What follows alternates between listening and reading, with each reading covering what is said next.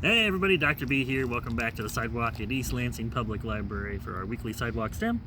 So this week I have a very simple but pretty dramatic demonstration that you may have seen before, but this is one that with appropriate supervision you could try and do at home. You just need a plastic bag, like this Ziploc bag here, and a pencil. And so I filled the bag with just regular old warm water, and you'd want to do this over a sink or tub or somewhere that could get wet, because what we're going to do is we're going to take this pencil, which is fairly sharpened on the edge, and we're going to just stick it right through this bag. And as you can see, there's basically no water coming out of here. So that's kind of interesting. So I'm just going to try another pencil, stick one through here. We'll go in, we'll go kind of slow, come out through the bottom there. We've done the same thing. And as you might be suspecting, we're basically going to try and turn this bag into something that might almost look like a porcupine or something. So we're going to go all the way through. I'll bring this in close so you can see. So perhaps surprisingly, the water is not coming out of here. And I could even take a nail, not a terribly sharp nail, but a nail nonetheless. And I can try and put that through as well. And still, our water is remaining in the bag. And so there's a couple different forces kind of interacting on the water and what's around it. And this is true of just kind of anything in the universe. There's always a lot of forces impacting and influencing and interacting with things we're always thinking about. So we've got gravity wanting to pull the water down. As I kind of squeeze the bag, there's pressure that wants to push the water, squeeze the bag out. There's air pressure outside pushing on the bag from all sides. There's air in the bag that's also got some pressure being applied. But what's happening is those forces that are making the water want to go this way through these holes is not strong enough to kind of force the pencil out of the way. And because this plastic is fairly stretchy, as these things puncture through, the plastic can kind of stretch and then basically give a nice strong hug to the pencils and the nail that are in here, forming almost a watertight seal. A seal that's too strong for the pressures of the water to really push through. I'm going to try and squeeze this bag, which will increase the pressure inside, and we'll see if that kind of produces any water throughout. I'm giving it a pretty good tug. I'm reducing the volume of the air in there, increasing its pressure. PV equals nRT if you've learned that in school. And as you can see, the moisture is still staying in, and if I squeeze too hard, I risk sort of actually making the bag explode or pop, something kind of like a balloon. So that plastic's pretty strong holding that water in. I'm going to try a couple different other materials I brought in. So here is a non-very sharp pencil. I'm kind of curious to see what this will do. And I haven't tried these yet, so we're kind of doing the experiment along with me. Just going to see if I can even get this through. And despite not being very sharp, looks like a little drop might have escaped there. But you can see, still mostly the same effect there. I've got a screw, which I'm actually going to try and screw in. So a screw, unlike some of these shapes, has a thicker and wider side, but we'll see what happens as we turn this in. If I push it too far, I think I would tear too big of a hole and the plastic wouldn't be able to form back around the screw. As we can see, relatively the same effect there. And so now, I've got one of these handy dandy clay working tools. If you've come to Maker Mondays or some of the Wonder Labs, you might have seen me use this to make nice safe holes for some of the experiments we've done. We're going to do the same thing here. We'll punch this through, and same effect, no water coming out. I'm curious if I push this all the way through to get to the wooden portion of this handle.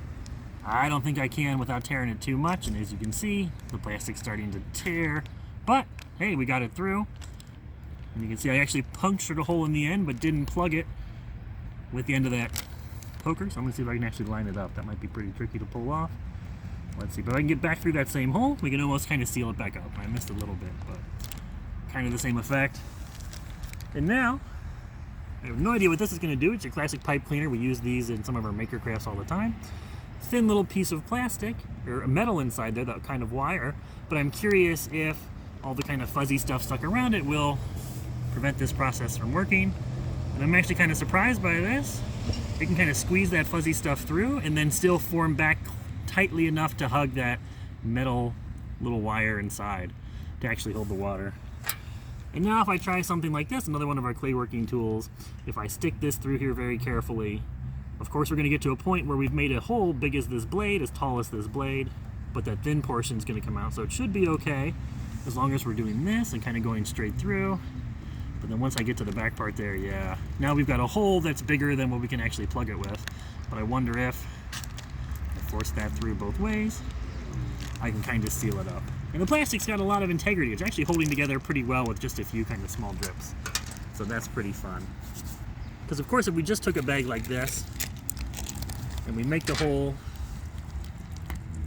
And then we remove this plastic grip on the pencil and just leave the hole there. Of course, then all the different forces acting on the water are going to force it to kind of escape from the bag.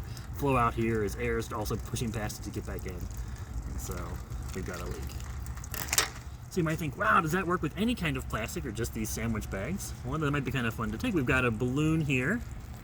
All right, so also kind of stretchy, might form around the side, so we'll see what happens here. And so we'll do the same thing if I can. I've got it filled pretty taut, or held pretty tight here, so we'll take a very sharp pencil, and we'll go ahead and stick this in. We'll just kind of see what happens. So we can even get it in there. Oh, and it exploded everywhere, and I am fairly wet. So is it that this plastic isn't stretchy enough to kind of form around and make that gripping hug? Well, no, it's actually because the tension on the surface of this balloon, remember the balloon starts at a size about like this, and as we fill it up, it starts to expand and stretch and stretch and stretch, so that material of the balloon is really taut and kind of pulling in all directions. And once there's the tiniest hole, what actually happens, and this happens most of the time when a balloon pops, the pop is because then that surface, the material of the balloon, starts to tear and rip in every direction. So the balloon actually kind of rips itself because it wants to shrink back down to that small size. So it wasn't able to kind of grip around here because it's getting pulled away once that hole forms, and the hole just keeps getting larger and larger and larger as the balloon pops. So you might remember if you watched our laminar flow video way back when in the spring, where we poked holes in balloons and watched that water kind of come out and that laminar flow and look almost like a sheet of ice kind of frozen in time. We actually had to put tape on the balloons first around where we were going to poke the hole, and that tape helped keeping the balloon from wanting to basically shred itself as it pulled itself back into that small shape once the hole or tear had formed.